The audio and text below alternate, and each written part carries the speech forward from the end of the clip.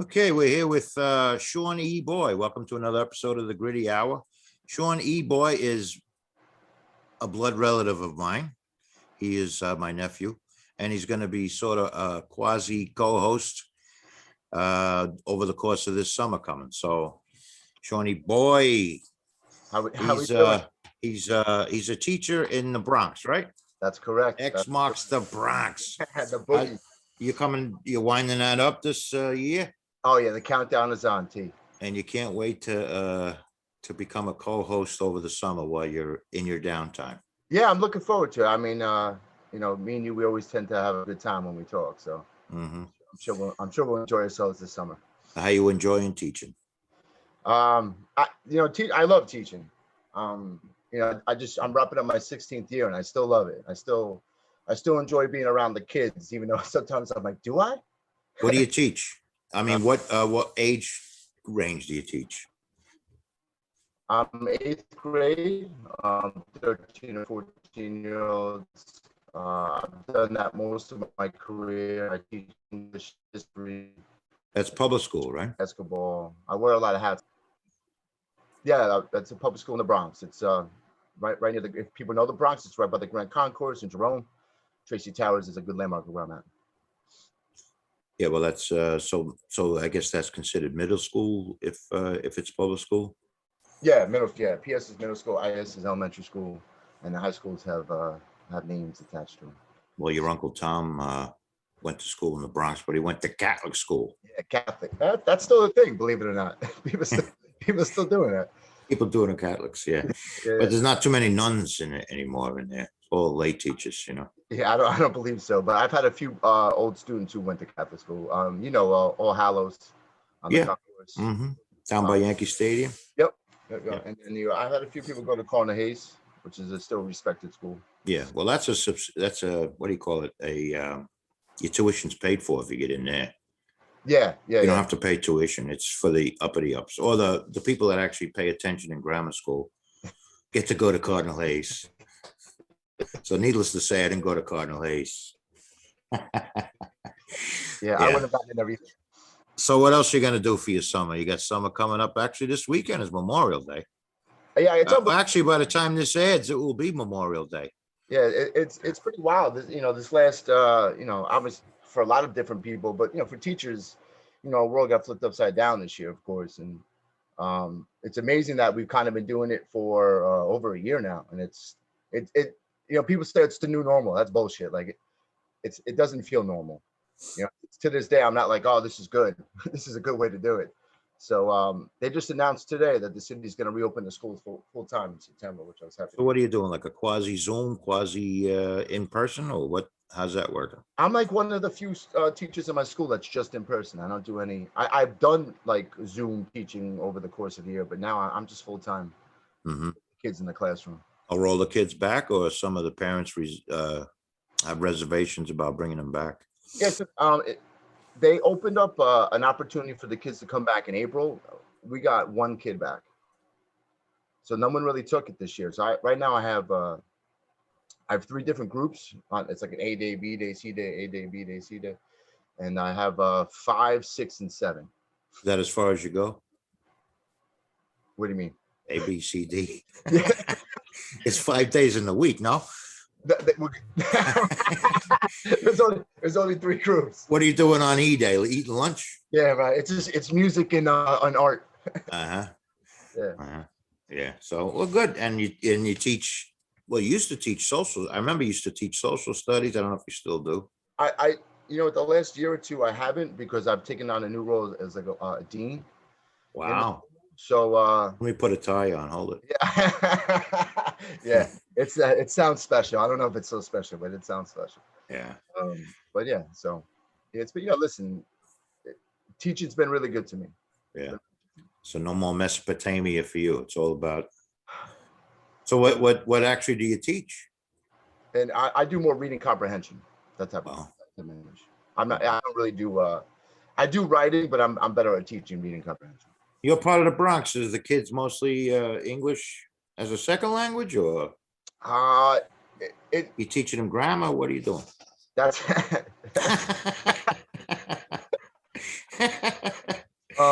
Let me think. So I would say that most kids are coming from English as a second language home. Some of the kids do speak English fluently. Some of the kids don't.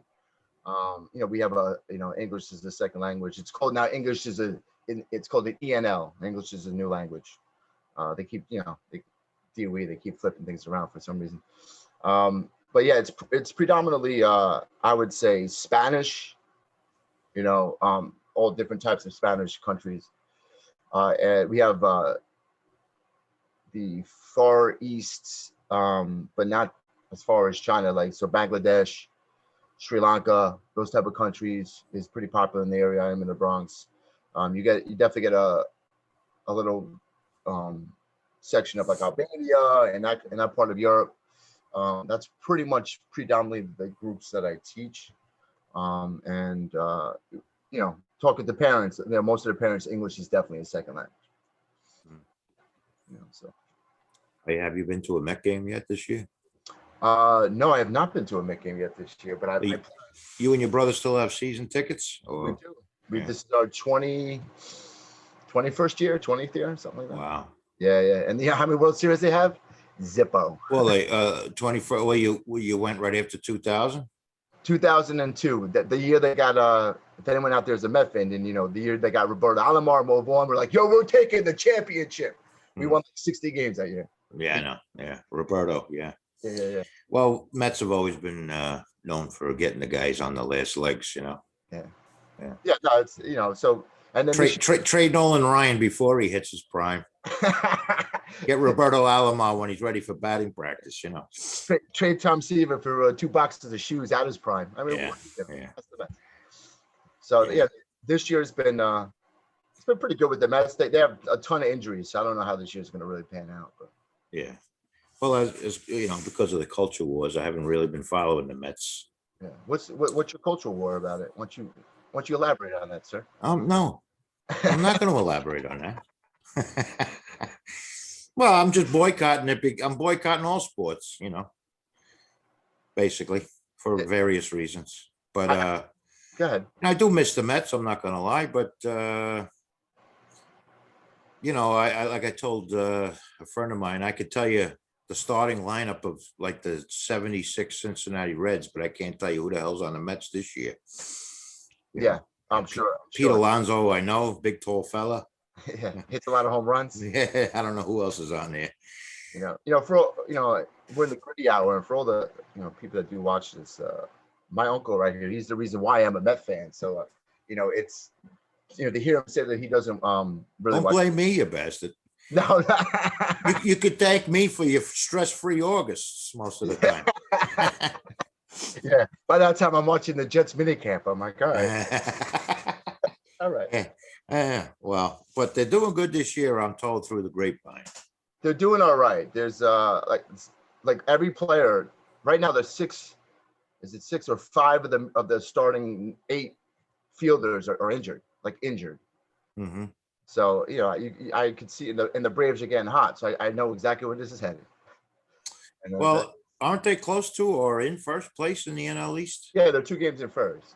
Yeah. See, I got to give you full disclosure. It's not just the culture wars, but it's what they've done to baseball in the last 25 years. Or maybe I'm just an old bastard that, but they've changed so many rules to take away what I thought was the fun of baseball, Yeah, they flipped it upside down for sure. It's the baseball that and the baseball that I grew up as a kid, that doesn't exist anymore. No. Do they still have that rule where you start off an extra inning with a guy on second? Yeah. Oh, come on. That's like beer leagues, man. I'm going to be honest with you. I like it. And I'll tell you why. I like it because the days of like the 16-inning game where it's like I'd rather take a nail gun to my head are over. And it's exciting because there's a guy on second. And right away, the inning is interesting. So I do kind of like that. There's other stuff I don't like about the changes, but it screws up like stats. It screws up everything to me. Yeah, I think once steroids screwed up stats, I think stats are forever. Well, this is true too. But you could throw an asterisk next to Barry Bonds. But who the hell gets credited for a guy that he comes up to the plate with a guy already on second base, and he's going to get credited for an RBI, it's going to be asterisks all over the friggin' place. They use the term ghost runner. I don't know if that's just what the Mets announcers use, but that's what they say. They call it a ghost runner. Well, that's what they used to do for me, McGeady, get up there, get a hit, and we'll throw somebody out there on the base for you. Yeah. Hey, yo, good shot. Good shot. Good shot. Now beat it. Get off. Well, this is what it's come down to. And of course, I'm not on the receiving end of this, but the catcher blocking the plate, That's over. the guy trying to knock over the second baseman on a double play. But that ended with the Mets and the Dodgers. But this is the nitty gritty. Okay, this is what I'm getting at. I mean, they're taking the balls out of the game, is what they're doing. No pun intended, or pun intended, maybe. Yeah, I don't disagree with you. They're also trying to create a game that the younger generations are going to watch. That's a part of it too, Yeah, well, the ratings are way the hell down. Yeah, because the younger generation, after 3, 4, or 5 seconds, they're like, I'm good with everything, Yeah, well, the ratings are very, very far down, and I don't know if it's because of the people like myself that are boycotting it, or just the fact that it doesn't have any teeth, the game anymore. In my opinion, it's just my opinion, but yeah. The attraction of the game is they've eliminated everything that made the game attractive to me. In fact, on Facebook, I do follow baseball. I forget what the hell the name of it is. Baseball in the 70s. It's like a group, and it was showing a play at the plate where was it? Huh? And I can't hear you, but it was. I'm trying to remember who the hell. I think it was Lou Piniella coming home. It was a base hit to right field. Lou Piniella coming home, and Carlton Fisk blocking the plate. It was Carlton Fisk and Lou Piniella, and it was like a riot. I mean, there was fights all over the place, and no, nothing for nothing, but I like that. Yeah, of course, yeah. So yeah, I mean, at the end of the day, it's the Romans had it right? Gladiators. I mean, that concept still exists today. That people but get hurt. Used to be a much tougher game. Now it's and I'm sure it's the insurance companies driving all these rule changes. What makes it, because these players get so much money. Oh, 100%. Think about David Wright. Think about his contract, right? The Mets didn't pay 75% of that, whatever was remaining in the last 4 or 5 years. Because of the insurance paid it. Yeah. And the insurance companies have insurance companies called reinsurance. Yeah. Which they're probably the ones sitting there saying, does that guy have to block the plate? Come on. Yeah, right. So violent. You know what I mean? Yeah. So, so that's it. That's all my cards on the table. It's not just whatever the hell they did last year, kneeling for the national anthem, knocking over the cardboard fans, whatever the hell it was. The cardboard fans I had a hard time with. I'm like, you fucking serious with this? Yeah, so. But the ratings are down, but they're not down nearly as bad as they are in the NBA, which they're right. They went right into the crapper, the ratings in the basketball. Yeah, I think this past year, I think people started to realize, and their attention went in other places because of the pandemic. And spending time with family and whatever else they got into. I'm not going to try to say I know what people were doing, but it seems like the biggest sport now is that cage wrestling thing, where Oh, UFC? Yeah, that's no joke. Whatever it is. You follow that? Once in a blue. My buddies do. And then they'll invite my buddy Brian in Astoria, where where I used to live. He sometimes will invite us down, and it's awesome. But it's like it's like $80 for the night. It's a lot. What do you got? Where is that? No, in Astoria? No, like through pay-per-view. I'm sorry, I left that part out. Oh, in his house. Yeah. So it's a good time. So it's always good to go back to Queens every once in a while. You miss living in Astoria? You still live in Astoria? You still you miss living there? No, I become a suburb guy, because when I go down there, the reality is I miss the vibe, I miss the energy, but then the people, the traffic, you're just like, what? It's exhausting. You're just like, I don't want to be a part of this no matter, I got to my 40s. I'm like, I'm good. I'm good with that. Well, Yeah. it's similar to myself. You know, when I was younger, used to, because I was born and raised, even as an adult, lived in the Bronx. But you get to a certain age, Shawnee boy, and it becomes very difficult to keep that pace up. You know? Yeah, like you get off, like you get out of your car, if you get off the train, so last week I went down into Manhattan to see some friends. I get off the, at Grand Central. I jump onto the 405, I forget, 405 down to Union Square. I come out and it's just chaos. It's just you just start running, because like if you don't keep the pace, like you're that guy that nobody likes. You're like, the fuck out of the way. Like, all right. Yeah. I just watched the documentary, or one episode of it. Fran Lebowitz. It's actually, I saw it on Netflix, which, I have to thank you for, because I'm under your account. God bless you, lad. You know it. Fran Lebowitz, it was done by Martin Scorsese. It's currently on Netflix if you want to check it out. She's a lifetime New Yorker, and She's like an artist, right? Artist or something. Yeah, well, a writer. But she was like, I don't know how the hell 5,000 people a day don't get killed by traffic. And when you think of it in that context, it makes sense. Like, why there's so much chaos? How the hell do people get from point A to point B without getting killed? I mean, I don't know what it's like over the last like 6 months to a year, but before the pandemic, I made this. I'll tell the story. So I was, one of my last years in Astoria. I'm meeting a friend now for a happy hour, and I don't know, somewhere, but it was in Times Square because that's where they work. I wasn't thinking. And I got out like above Times Square and I had to walk through it. I felt like a tourist. Did I keep losing you? Yeah, well, it's my internet. My internet sucks. Okay, yeah. Yeah. So I apologize for that. I'm like, is he just staring at me weird? I was like, what the fuck? What the fuck? I keep getting a sign that says your internet connection is unstable. Because I would get is like a face. You're still, and I'm like, is he listening or is he tapped out? Like, what happened? You get glassy eyed. Yeah. No, so anybody listening to this, if you're hearing hesitation in mine or Shawnee Boy's voice, it's because my personal internet connection is crapola. Yeah. I don't want to name the company because it's Optimum, and I don't want people to know it's Optimum. Yeah. Right. Yeah. But anyway, so yeah, you were saying, I missed actually what you said. You went down to, I forget what the hell you were talking about already. I was in Times Square, and I was living in the city for almost 15 years. I made a rookie mistake and got off like above Times Square and had to walk through it at like 6 o'clock at night on a Friday or whatever. I was just like, I was like claustrophobic, and like there was 400 different languages going on. I was like, this is crazy, man. I was like, I'm just trying to get a beer. That was recently?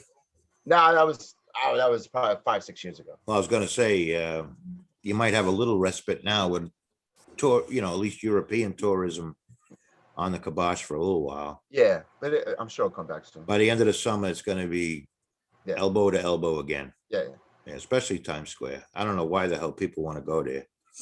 Yeah, I was last Saturday. I was in Alphabet City and the West Village. It was humming. People were everywhere. There's people over the place. It was good. It was good to see. It was good to see the. Well, there's a lot of people from the United States still coming here, but are they letting people in from Europe? What's the story with that? I don't know. I tapped out from the news a while ago, man. Yeah, me too. I don't blame you. You turn it on, you're like, oh my, all right. You immediately start stressing when you turn on the news. You're like, why would I do that to myself? Yeah. Well, now that I've been fully vaccinated, I'm hopefully planning to go to Vegas in October. What's going on in Vegas? Gambling. Oh, all right. Yeah. You going solo or you going with? No, I'm going to go with my friend George, and I think Rich might come, and Rich, my other friend Rich. And the band's getting back together? We could put the band back together. All right. Yeah, so hopefully that'll happen, but it'll be nice to get away from New York for 5-6 days. You're going to make a couple of poor decisions? All right, that's good. I hope so. Yeah. Yeah. You need to do that. I'm planning for the poor decisions, I'm headed to Florida in July. Oh, yeah? Yeah. Now, how the hell are you going to do this podcast from there? Oh yeah. Yeah, Zoom, right? Yeah. Yeah. You gotta bring your laptop so you can co-host this thing if you want to Of course. co-host it. Yeah. No, I plan on co-hosting it every week, if Oh, that's all do right. you? Okay, cool. Shawnee Boy's here to stay. Well, we got some interesting people coming up the pipeline there, trying to coalesce. I have for some reason, I'm doing this for shits and giggles. I'm not gonna lie to you, doing the podcast thing. But it seems like there's a lot of other people that know about this that are really into it. I don't know why, but so it's forcing me to propel to like I'm buying different mics and trying to upgrade things. Yeah. Yeah. Well, I mean, podcasts, it's a big craze for podcasts. Podcasts are everywhere. But Seems like everybody, the podcasts I follow are mostly stand-up comedians. It seems like every stand-up comedian has a podcast. I watch them a thing called Bad Friends on YouTube.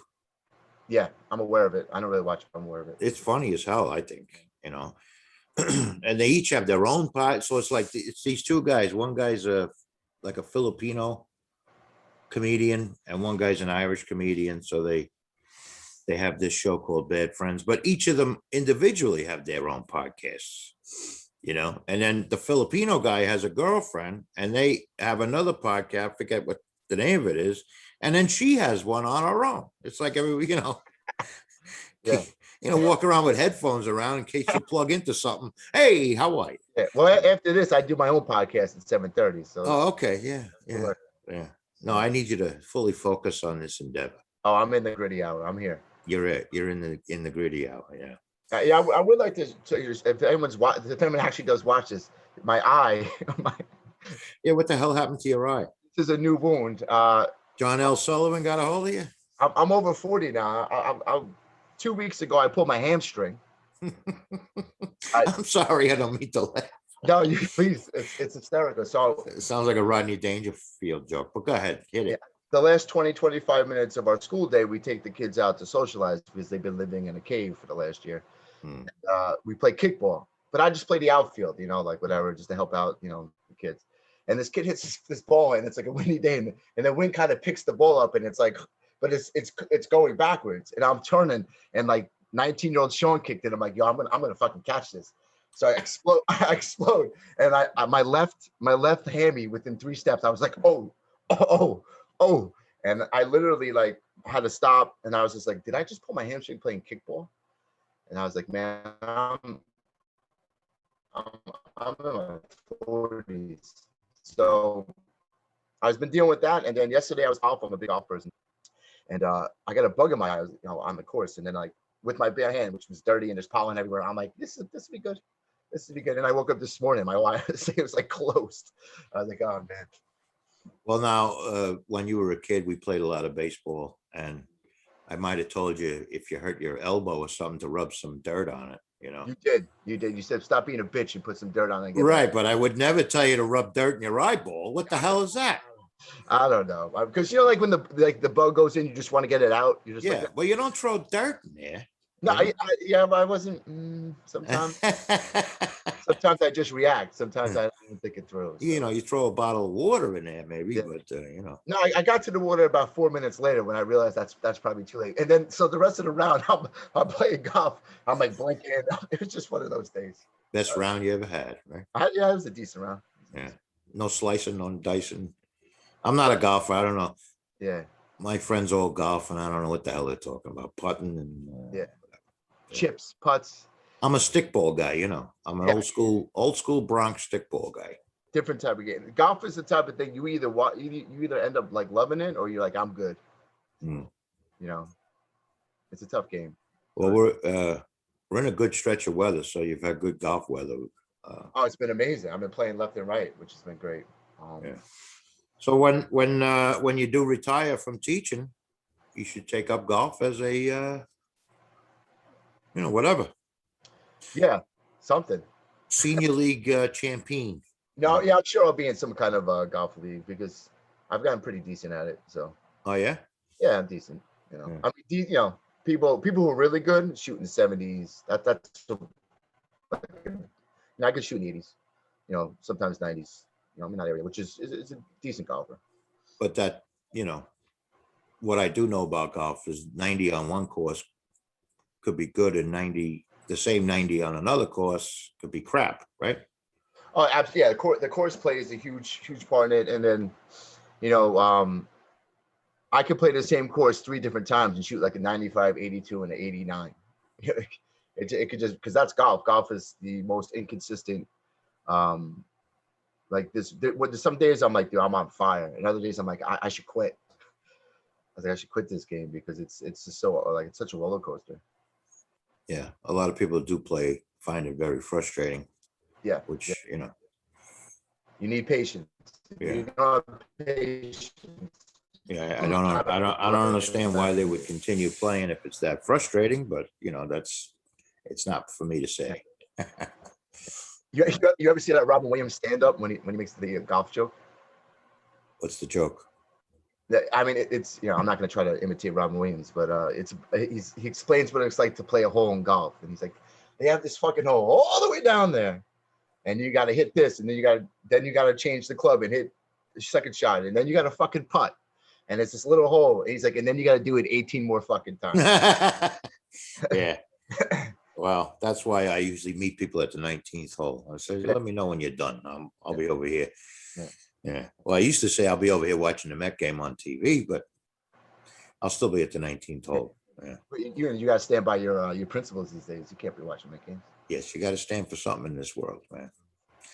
So somebody's got to stand for something, goddamn it. But I'm not the only one boycotting sports, by the way. No, you're not. I know a lot of people are. I mean, there's millions, I think, millions of people. If you either they're boycotting it for principle or they're boycotting it because they don't give a shit anymore. One or the other. The ratings are way the hell down in all the sports. Yeah. It's I don't know. It's listen, as you know, it's been a topsy-turvy time in just in life for everybody around the world. I don't think I think everybody around the world is tasting it in some way or another. Yeah, well, they're still playing soccer over there, aren't they, in Europe? Yeah, it's the number one sport in the world. That's a big deal. Geek. Well, yeah, it's all good, But I got to admit, I do miss watching the Met games, but I'll get over it. Yeah, like tonight, I'm gonna just pop in. I'm I'm doing a little laundry right now, and once that's done, I'll just pop and watch. I'm really sorry my internet connection is so bad because it slows down and it sounds like you're drunk when you're talking. Because all I heard was, like tonight, I'm popping laundry. I'll say this because I'm still adjusting to that, because when I'm talking to you and then that happens, I'm like, is he just like, what the fuck is this kid talking about? You have like, because it has like that face of like, dude, really? Yeah, well, if I take the time, which I won't, to edit all the slow downs, it'll be a 6-minute conversation the way it's going. So that's all right. You know what? We don't give a fuck. I don't really, So, but anyway, yeah. So I have a friend of mine, a local guy. He actually does. I won't name him without his permission, but he actually does lighting for a lot of the productions on the HBO shows that they film around here. And he set up a lighting thing here, which is pretty cool. Yeah, no, it looks good. I mean, did he help you with the backdrop with all those? No, he much to my own fault, I said I would do it myself, but I'm gonna get there eventually. Get something cooler behind me. Try and coalesce all of these elements together. Nice picture of a Corvette or something. But the days of taking it for shits and giggles seems like they're over. I got to start focusing on improving the podcast now. People, there's an expectation. Yeah. Do this? Come on. Well, the first one we did was with a fella named Felice Manzi. I don't know if you heard the first podcast, and it was called "Interview with a Vietnam Veteran," and I heard it. I listened to it. It was very interesting. But anyway, we've gotten so much positive feedback from it, including emails from people. I don't know where the hell they're from, but I didn't know anybody would actually listen to this besides me and Felice Manzi. turns out it's been downloaded a hell of a lot of times. So Yeah, it's awesome. yeah, It's amazing that you know, there's so much content out there, but like, you know, people, you know, we live in a world now where people are on their phones or their tablet or you know, whatever, and they're looking for content. yeah, You know, like TV is dying. I'm not saying people don't watch TV, but the idea of that is not what it used to be.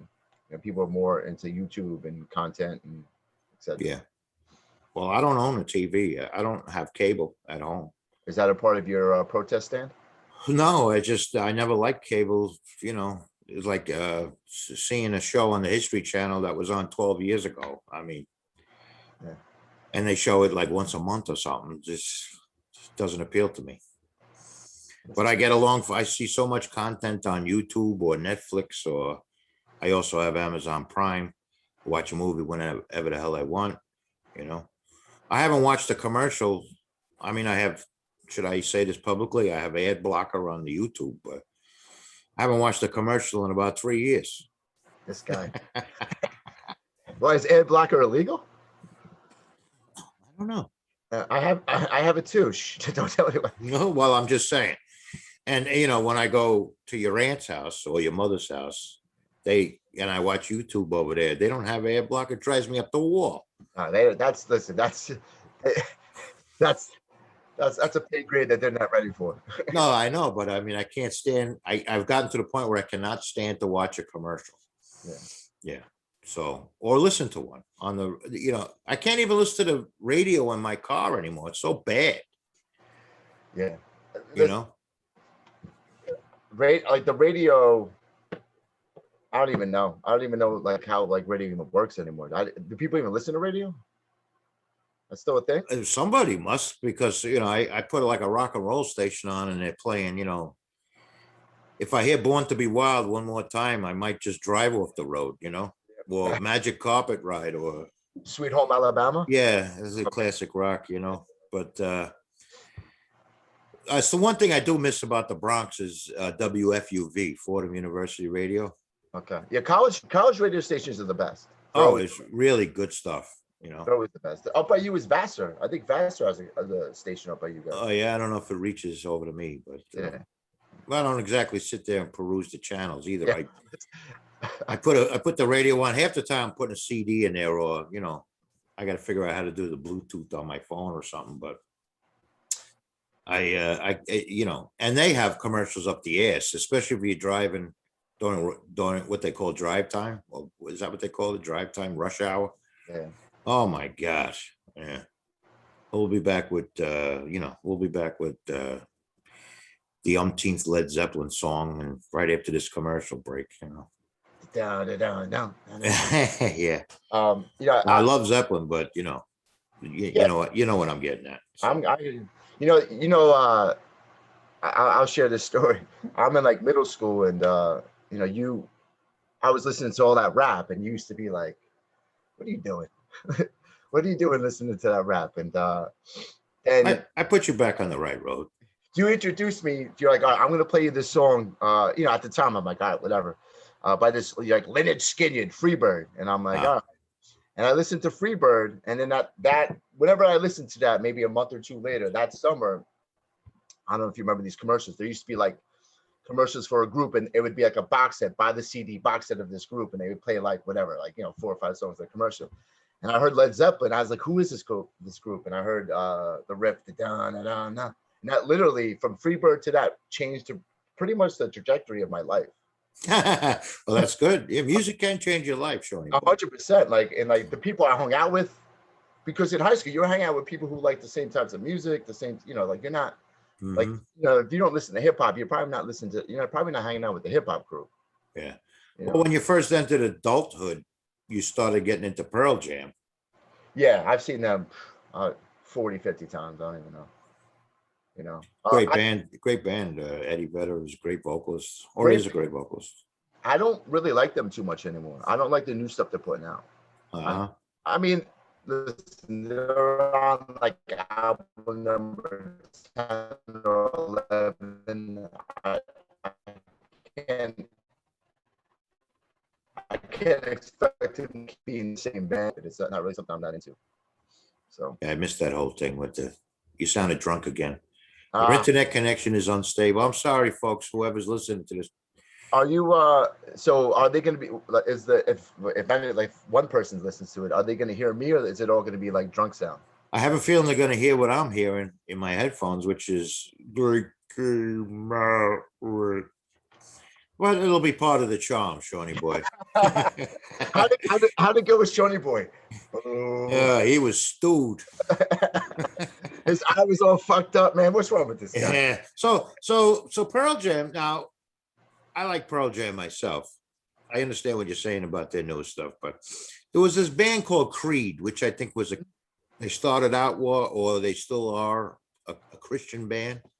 Yeah, they were like a carbon copy of Pro Jam. I think they used Pro Jam as their template. Well, they must have, because that guy sounds exactly like this guy. He sounds exactly like Eddie Vedder. And Yeah, I never understood how I would tell people, don't they sound the same? Nah. So how could you not notice that? what you're saying has been talked about in the world of music before. I People hope so. have I had hope that so, 'cause conversation about. I mean, I'm no musical expert, but it's glaringly evident one was copying off of the other. The big thing, when I was a teenager, was the grunge was Nirvana versus Pearl Jam. That was like the big, um, like you were either Nirvana or you were Pearl Jam. At this point, I like them both. I like them both, Yeah. but like that was a big like. Well, now that I'm older, I kind of keep an open mind to, well, actually for a long time, I've kept an open mind to any type of music. If I like a song or I don't like a song, I like a well-crafted song, something that was well written, some thought was put into the orchestration and the production and the lyrics Yeah. and the musicianship. These are the things I appreciate in my advanced years. The arrangement, right? All that stuff. Yeah, the whole thing. When, if you give a crap about the songs you're putting out, you'll spend the time to put out the best thing you can put out. Yeah, that just made me think about. So me and my friends would been to so many concerts like tons of concerts, and because of your sister, my mother, growing up in that house, she had easy listening on Sundays. So to this day, I still know all those songs, and like I think I quietly like some of them. Well, she likes jazz. She was big into jazz and soul. Jazz and soul and Motown, but then easy listening. And then when I hear it come on, like I wouldn't even realize, but I'm singing along to it. And my friends be like, "Yo, what's wrong with you, man?" They'll give me that look like, "What, you good?" Let's get it on. Yeah.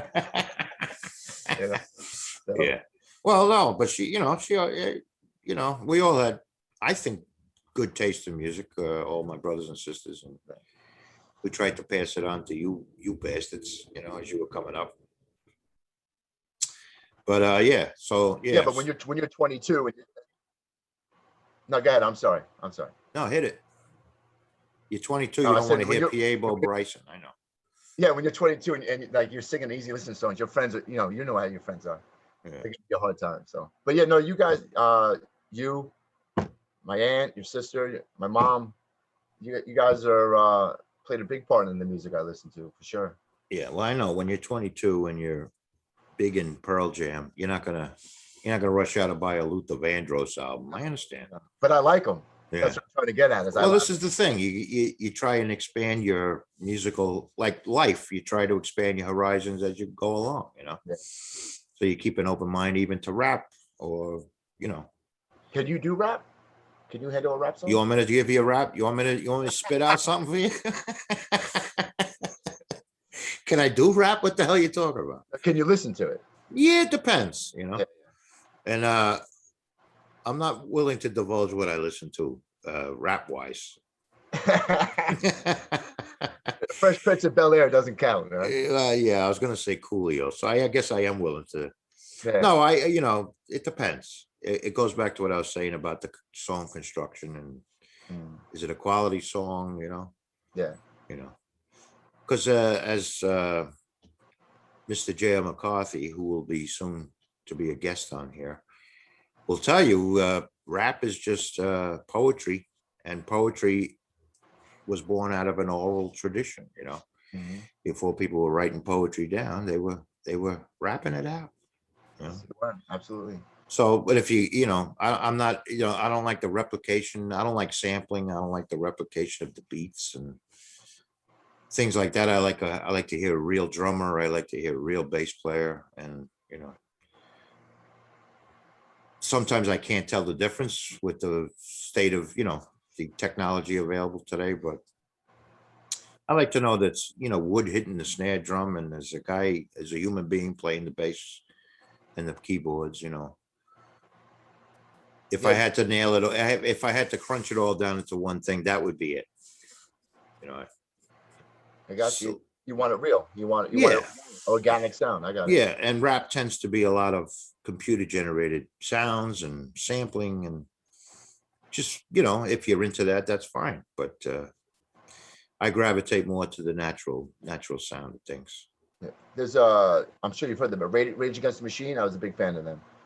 Yeah, Um, they were alternative and hard, but he would like he had like a rap style to him, and I think that's what I liked so much about them was they integrated all these different sounds, but it was organic, and there was a drummer, and there was a bassist, and there was a guitarist, and so they found a way to make rap sound, in my opinion, at a high level with the real instruments, because that I think that's the struggle with rap that I feel I've noticed is like it doesn't really mesh always well with live instruments. yeah, yeah. And and rap's been around so long. I mean, I think I was in high school when it first started coming out, so it's been around a long time. Yeah, 116 years old now. you look great. Thank you. So there's a hanger in my jacket You keeping just me propped. upright. You just Like propped. weekend at Bernie's. that But was that was on yesterday. oh yeah, Yeah, no. But there's been a lot of artists that you would consider rock and roll artists over the years that try to incorporate rap, at least to some degree, into their music. I'm thinking of Blondie. Back when rap was in its infancy, I guess there was a guy called Curtis Blow, was yep. like the biggest rap artist that I personally knew of, and they tried to incorporate some of that. And I remember Aerosmith and Run DMC did something over the years. Yeah, that was a big one. So there's always and you got to appreciate that, a little melding of the genres, so to speak. Yeah, I think that was super smart by Run DMC to pair up with Aerosmith, because Aerosmith at the time was a top tier band. And just that because people who aren't used to a certain sound, they need to be like eased into it, right? It's hard for if you don't gravitate to it right away, like you're gonna like kind of reject it. Yeah, but even at the time, Aerosmith was top tier in their genre, but Run DMC was top tier in their genre. Yeah. So it was and it seems like it worked. Yeah, Trying right, to they did Walk This Way, didn't they? yeah. Walk This Way. This Yeah. way, yeah. Yeah. I'll have to listen to that again. But it was, it's been around so long now. It's got to be 40 plus years that rap's been around. So Oh yeah, that was also in a time and when MTV just played like music, and you could just like really hear music videos, and you know that's when I miss that. I miss that part of like because that's where I learned about music on MTV. as much as I like from you or other people, but like you got to hear the music, you got to see it. Uh-huh. I think a lot of people don't see music on a regular basis anymore. Like Well, you're uh, 40 something years old. yeah, something I like should that. know you're my nephew, but Yeah. what are you, 40 something? But so that means you were listening to, well, like I guess in the 80s, right? Was your listening to Yeah, MTV? 80s and even the 90s. Yeah. Yes, you come home and like like when the sun went down, you're done playing the sports. I watched MTV, but then they invented this show called Real World, and it was over. That was it. Yeah. Well, it's like what trying to find history on the History Channel. Yeah, it's just because you get a channel and then you realize, oh, this is making me money, but this will make me this much money. So like, why would I? Yeah. Well, that's the way it always is. Everything is so fragmented today. That's Good word. Good word. thank you. I used it. Well, what put that in my head was I did an interview with Professor Bob Pucci. I don't know if you heard that podcast, but we were talking about the fragmentation Bob of Pooch, I love that name. Robert Pucci, Professor Robert Pucci, and we were discussing the state of journalism and how fragmented it's become. Serious. Yeah. Can you hear me? Can you see me? Can you see me? Yeah, Can I'm you with hear you. me? Yeah. Um, Just a hey, can you hear little. me? Give me a head nod so you know I'm coming through over there. God bless you, lad. So yeah, we were talking about the fragmentation of journalism and how it's not no longer like a almost for the for a good portion of the people who would have gotten into journalism, it's no longer a viable career choice, you know. And I guess you could say the same about music. It's becoming more fragmented, you know, because you can essentially download what you want, where you want it, when you want it, and radio doesn't play into it, or MTV doesn't play into influencing you what you're listening to at all anymore. Yeah, it's just changed, right? And I would guess a lot of generations as you get older, and I think most generations probably say the same thing. Like it's like the younger generations are doing it differently. You know? Yeah. Like so, like the '80s and the '90s have become trendy again, which is like a little mind blowing. You're just like, what? Like, so I'm at a point in my life. I don't think I'm older. I feel good about where I'm at, but like I see these young kids, they're wearing '90s style clothes, and it's just like, oh shit. Well, actually, the '90s, in my opinion, looking back, was a pretty good decade for music. I thought I think it was an amazing decade for music. you had that Seattle thing, and then you had, you know, Hip hop, you had you know, um you had the grunge Seattle, you had hip hop. There's other things I can't. It's just I'm going blank right now, but there was a lot of different types of music that integrated. yeah, yeah. I heard a song again. I'm 50. What am I? 58. I heard a song in. 52. Go for it. God bless you, lad. Oh, checks in the mail. Um, I was in a supermarket the other day, and I heard in the supermarket a deeper shade of soul. I don't know if you've ever heard that song Oh yeah. from the '90s. It was like a marginal hit. Yeah. It wasn't like a world beating hit, but it was. I loved that song, and Yeah. that actually goes against what the bullshit I was just throwing at you. I mean, it sampled like Stax music, and it sampled a lot of things, but I just thought a great song, and Yeah. that was the '90s. Yeah. Yeah. See, I was there. I was there for the '90s. I I peeked up every once in a while.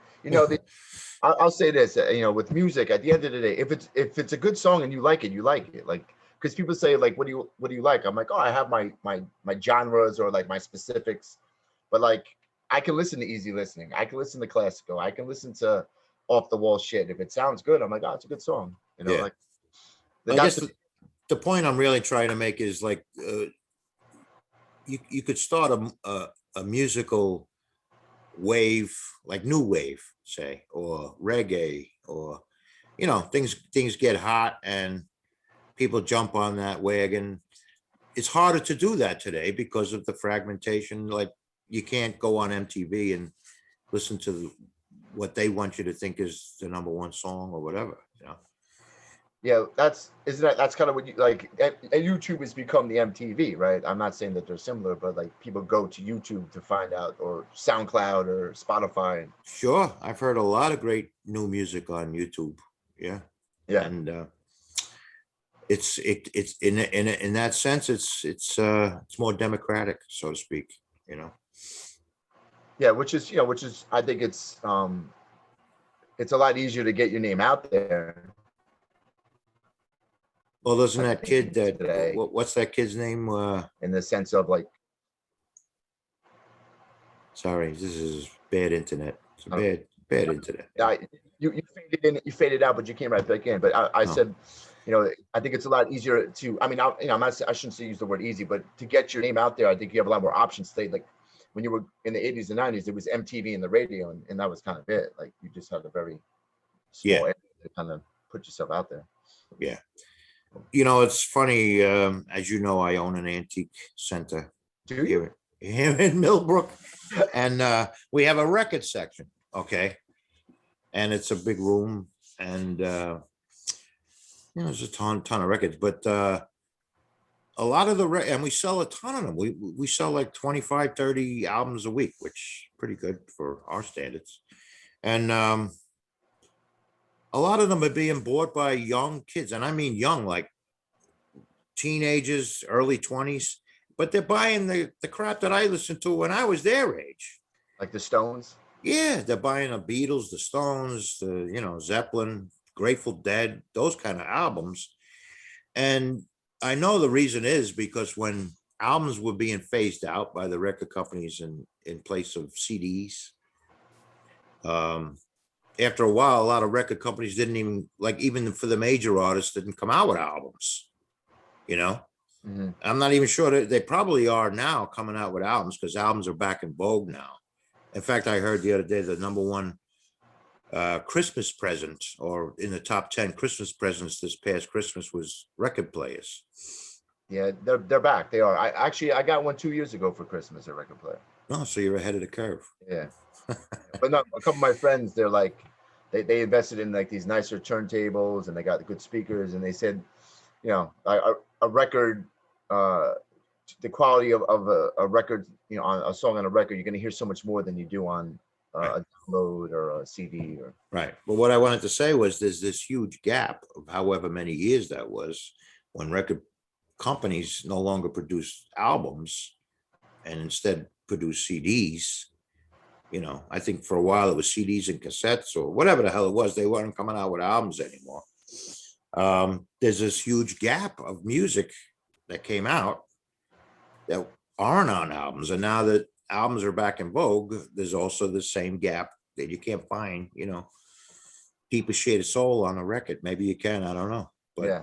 it seems like the whole 90s, maybe, in the first decade in the 2000s, all of that music, 20 years of music at least, is not available on record. No, but I'm sure there's people probably trying to figure out, if we put it on vinyl, that's another way to make money, right? Yeah, reissue all of those CDs that came out. And then the CDs, the reason I think albums are back in vogue, because the CDs essentially took the place of albums, but then digital, on your phone or on your laptop or whatever, songs took the place of the CDs. Yeah, So it's quick. It's quick. But what a digital file is, which is even what's on a CD, a digital compressed file. It's a compressed file. In order to compress the file, don't be laughing at me, goddammit. In order to compress the file, you have to cut off the lowest lows and the highest highs of the sound in order to compress into a MP3 or MP4 or That sucks though. or a wave file or whatever the hell's on CD. I think it's a wave file. Well, you don't really like the naked ear, so to speak, doesn't really pick that up. And it's a lot of that stuff is like digitally remastered or whatever. The clarity's there, but the resonance isn't there. Yeah. But when you put the needle on the turntable and you have some good components, you have phenomenal speakers or really good turntables, you'd really notice the difference. Yeah, you're gonna hear. That's what my buddy was talking about. That connects to, you gave me countless albums. Yeah, I didn't want to touch on this. This is a sensitive subject to those of us that aren't in my family. But I gave him about 5,000 records from my own collection. I have 50. You gave it to a girlfriend at the time, and then you just broke up.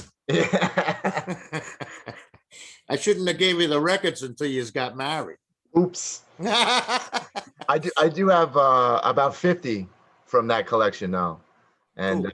Yeah, so like it's not completely dead. Mm-hmm. I don't know if that brings me back into the good graces of you, but yes, it's all right. You'll never get out of the good graces, unless Yeah. I read about you in the paper.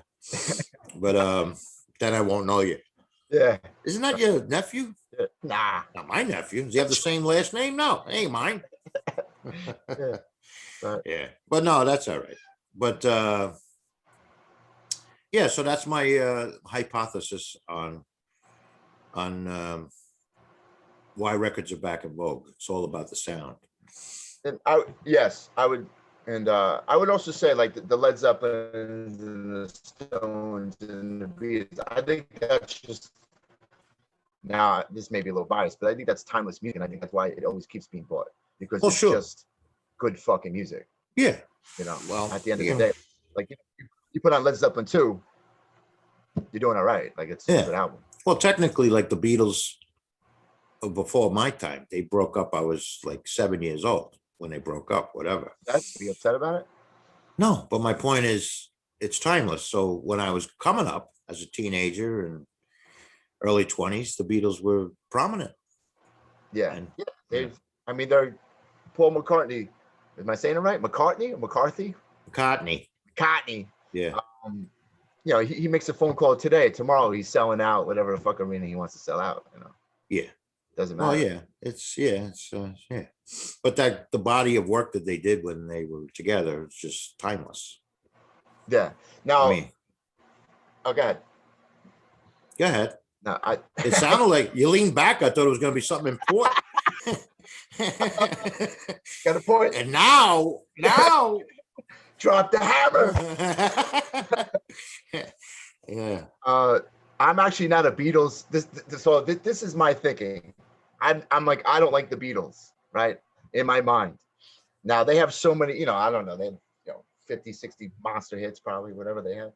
And like over time, like I find myself like, oh, I like that song. And then my last girlfriend, she's like, you know, you like 20 songs from the Beatles. You know that, right?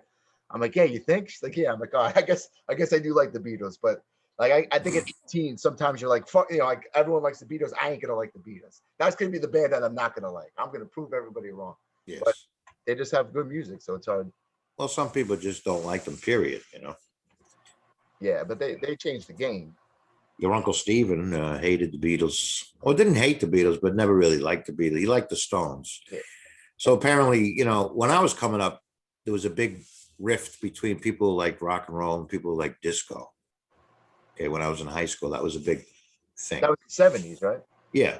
Yeah, studio. Hey, take it easy, all right? You say it like it was a curse. That was like this. Wasn't that like the 70s?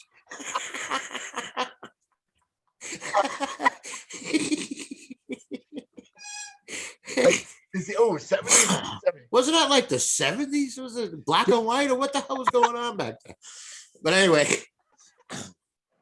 I suspect for people in the 60s that were in their late teens, 20s, really heavily into music, there was that rift too between the Beatles and the Stones. I'm thinking. Yeah. Might be wrong. But I think there was probably, you know, people either like the Stones or you like Steven used to like to say, the Beatles came out with Let It Be. He goes, and the Stones came out with Let It Bleed. So yeah, Let It Bleed. The that's kind of what I was saying before about Nirvana Pro Jam. It was like a, you know, it's like you either in the early 90s, and now it's, you know, but Nirvana or you were Pro Jam, like, you know, like there was like a divide. Yeah. I don't know why that is, but you know. Well, it's always good. I could talk about music till 3 o'clock in the morning if you let me, but I just wanted to have you on, and it'd be good to have you. We have a lot of, I hate the word guests, because again, I'm doing this for shits and giggles, you know. We have a lot of guests. Steve, who do we have coming up? Yeah.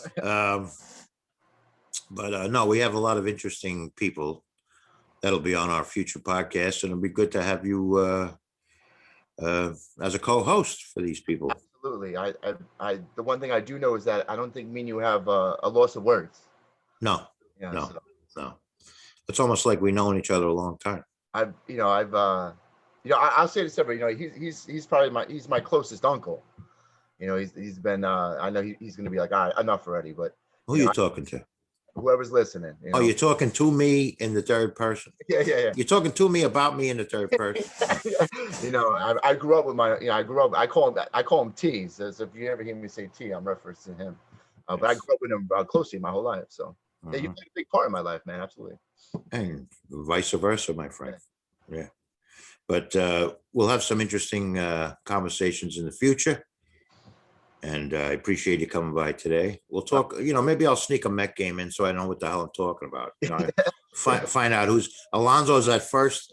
The rest of it's all gray area. Next week, Alonso looks good. All right, Alonso. Yeah. Yeah, Who's the catcher now? Jerry Grody retire yet? yeah. Yeah. But yeah, listen, it's I love being a part of the Gritty Hour. Yeah, it'll be fun, and it's still gonna be shits and giggles. So Yeah, it's yeah. So all right. So well, next time we have a podcast, hopefully you'll see Shawnee Boy here. And throughout the course of the summer until the fine work of teaching calls you back to the classroom. don't say it. Watch your mouth. All right, Sean. Thanks again, buddy. All right, T. And we'll talk to you soon. Bye bye.